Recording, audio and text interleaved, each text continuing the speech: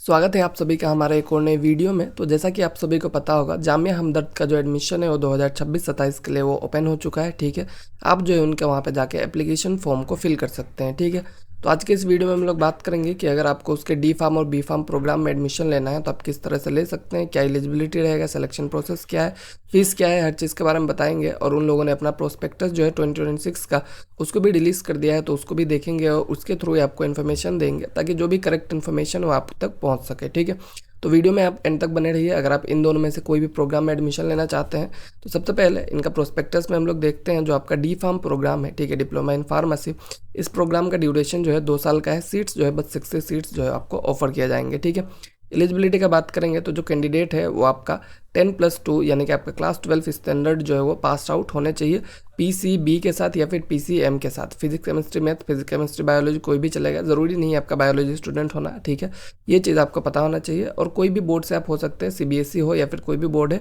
अगर वो recognise board है तो आप जो है यहाँ पे जाके एडमिशन ले सकते हैं। ठीक है, 45% मार्क्स जो है आपका इन एग्रीगेट रहना चाहिए फिजिक्स केमिस्ट्री और बायो में या फिर फिजिक्स केमिस्ट्री और मैथ्स में। ठीक है, इसमें आपका इंग्लिश हिंदी वगैरह मार्क्स जो है काउंट नहीं होगा।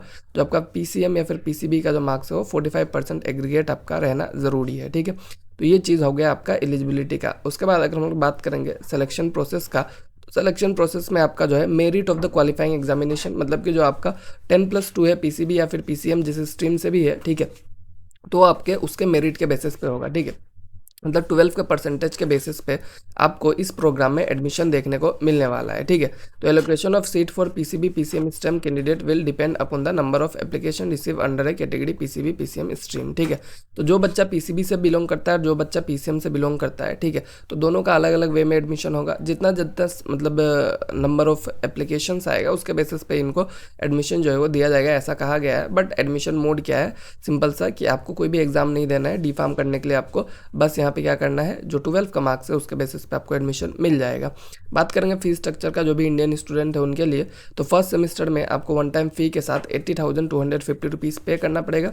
सेकंड सेमेस्टर के बाद से जितने भी सेमेस्टर से सब में पर सेमेस्टर आपको 60,750 मतलब 60,750 पे करना है। ठीक है, यानी कि आपको पर ईयर अराउंड आपका 1,20,000 के आसपास फीस जो है आपको देना पड़ेगा। ओके, तो ये हो गया डी फार्म के बारे में। और वहीं पे अगर हम लोग देखेंगे बी फार्म का क्या है, तो जो आपका बैचलर ऑफ फार्मेसी कोर्स है ये 4 ईयर ड्यूरेशन का है। ठीक है, सीट्स का बात किया जाए जनरल कैटेगरी में आपका 60 सीट्स है और 40 सीट्स जो है अभी अप्रूव नहीं हुआ। ये जब अप्रूव हो जाएगा पीसीआई की तरफ से तब जाके ये सीट्स भी इंक्लूड हो सकते हैं। ठीक है, उसका जो आपका एसएफएस कैटेगरी है वहाँ पे आपका 60 सीट्स है। ठीक है, तो ओवरऑल देखा जाए तो आपके पास यही कुछ सीट्स है जिसमें आपको एडमिशन मिल सकता है बी फार्म के प्रोग्राम में। और एलिजिबिलिटी का बात किया जाए, कैंडिडेट मस्ट है पास्ट, ठीक है, सीनियर सेकेंडरी 12 स्टैंडर्ड जो आपका एग्जामिनेशन है पीसीबी के साथ या फिर पीसीएम के साथ। ठीक है, सीबीएसई से या फिर किसी भी अलग बोर्ड से रहेंगे तो भी चल जाएगा, बट पीसीबी या फिर पीसीएम कोई भी स्ट्रीम रहेगा तो भी चल जाएगा।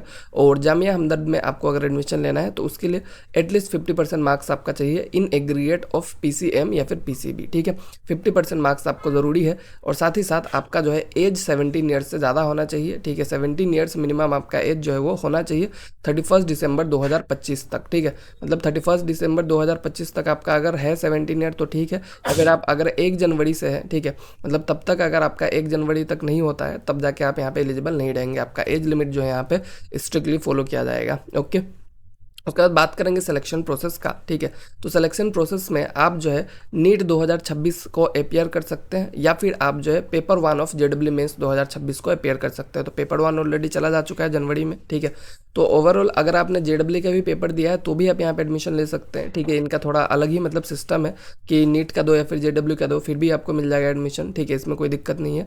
तो आप जो यहाँ पे नीट और जेडब्ल्यू दोनों के थ्रू यहाँ पे जा सकते हैं। ठीक है, सिलेक्शन जो है बेस्ड होगा आपका मेरिट पे, जो भी आपने एग्जाम दिया एंट्रेंस एग्जाम उसके बेसिस पे आपको सिलेक्शन जो है यहाँ पे देखने को मिलता है। ठीक है, नॉन नीट या फिर नॉन जेडब्ल्यू एप्लीकेंट्स जो है उनको भी यहाँ पे एडमिशन मिलने का चांसेस रहता है, वो लोग भी यहाँ पे अप्लाई कर सकते हैं। ठीक है, अगर उन लोगों ने नीट भी नहीं दिया, जेडब्ल्यू भी नहीं दिया है, फिर भी उनको एडमिशन मिल सकता है। बट उन लोगों को कब मिलेगा, जब जो नीट जेडब्ल्यू वाले स्टूडेंट है उनके बाद भी अगर सीट बच जाता है, ठीक है, वहाँ पे का कैंडिडेट नहीं है, तब जाके जो नॉन नीट जेडब्ल्यू वाले बच्चे हैं उनको यहाँ पे एडमिशन देखने को मिलता है। ठीक है, तो उनको जो है मेरिट के बेसिस पे एडमिशन यहाँ पे मिल जाएगा। जो भी आपका बेस्ट 5 सब्जेक्ट रहेगा उसके परसेंटेज के बेसिस पे यहाँ पे एडमिशन जो है देखने को मिल जाता है। ओके, तो ये जो है आपका सीट्स के बारे में हो गया कि किस तरह से आपको एडमिशन देखने को मिलेगा। और बात करेंगे अगर आपका इस कोर्स के लिए फ़ीस कितना होने वाला है, ठीक है। तो फ़ी का बात किया जाए इंडियन स्टूडेंट्स के लिए यहाँ पे फर्स्ट सेमेस्टर जो है आपका, ठीक है, फर्स्ट सेमेस्टर में जो कि आपका वन टाइम फ़ी होता है उसको मिला के आपको 1,20,250 देना पड़ेगा, ठीक है, जो कि काफ़ी महंगा है। और ओवरऑल बात करेंगे सेकेंड सेमेस्टर उसके बाद का तो 1,0750, ठीक है। तो 1,00,000 रुपये मतलब आपको पर सेमेस्टर, यानी कि पर ईयर आपको 2,00,000 रुपये देना है, ठीक है। और ये जो कोर्स है आपका 4 साल का है, तो यानी कि आपको पर ईयर 2,00,000 देना है। तो इस हिसाब से आपको 8,00,000 रुपये जो है यहाँ पे लगेगा, ठीक है। SFS मतलब जो आपका सेल्फ फाइनेंस स्कीम है, ठीक है, जो सेल्फ फाइनेंस स्कीम का बात किया जाए फर्स्ट सेमेस्टर में आपको 1,65,000 मीन्स 1,65,000 आपको देना पड़ेगा। और सेकंड सेमेस्टर और उसके बाद में आपको 1,45,000 आपको देना पड़ेगा, ठीक है। तो यहाँ पे आपका फीस जो है ऑलमोस्ट 1,00,000 के आसपास पर ईयर बढ़ जाता है, ठीक है। तो आपको यहाँ पे 12,00,000 के आसपास फीस जो है 4 साल के लिए पे करना पड़ेगा, ठीक है, अगर आप जो है यहाँ पे सेल्फ फाइनेंस स्कीम में करना चाहते हैं। सेल्फ फाइनेंस में भी आपको 60 सीट्स देखने को मिल जाता है, ठीक है, जो कि मैंने आपको बता दिया है ऑलरेडी। तो ये जो है आपका बी फार्म का हो गया। और वहीं पे अब अगर कोई जो बच्चा है वो बी फार्म लेटरल एंट्री में एडमिशन लेना चाहता है, ठीक है, तो बी फार्म का जो लेटरल एंट्री एडमिशन होता है उसमें भी एडमिशन ले सकता है। ये आपका 3 ईयर्स का होता है, ठीक है, मतलब कि यहाँ पे आपको सेकंड ईयर में एडमिशन मिलेगा, फर्स्ट ईयर में नहीं, सेकंड ईयर में डायरेक्ट एडमिशन मिलेगा। तो इसमें आपको क्या होता है 3 ईयर्स का प्रोग्राम है ये, ठीक है, सेम चीज़ है, 1 साल कम करना है आपको। और सीट्स का बात किया जाए 10% of the bachelor of pharmacy seat intake, मतलब कि जो भी सीट्स आपका बी फार्म में ऑफर किया जा रहा है, ठीक है, जितना नंबर ऑफ सीट्स, मतलब जनरल कैटेगरी में 60 सीट्स है तो उसका 10% कितना होगा आपका 6 सीट्स होगा ऑब्वियसली।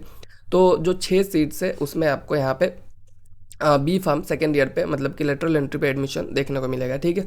और इसका भी अगर बात करेंगे एलिजिबिलिटी का तो सेम है, जो कैंडिडेट है वो 12th स्टैंडर्ड जो है पास होना चाहिए। एग्जामिनेशन जो आपका फिजिक्स केमिस्ट्री बायो फिर फिजिक्स केमिस्ट्री मैथ में आपका CBSE या फिर किसी भी रिकग्नाइज बोर्ड से होना चाहिए, ठीक है। उसमें उसका 50% मार्क्स जो है वो रहना चाहिए, ठीक है। उसका एज जो है सेम 17 ईयर्स और बिफोर आपका 31 दिसंबर 2025 जो है आपका रहना चाहिए, ठीक है। एडमिशन जो है बी फार्म सेकेंड ईयर के लिए, ठीक है, वो किस चीज़ के बेसिस पे होगा, based on the merit determined by marks obtain in D farm.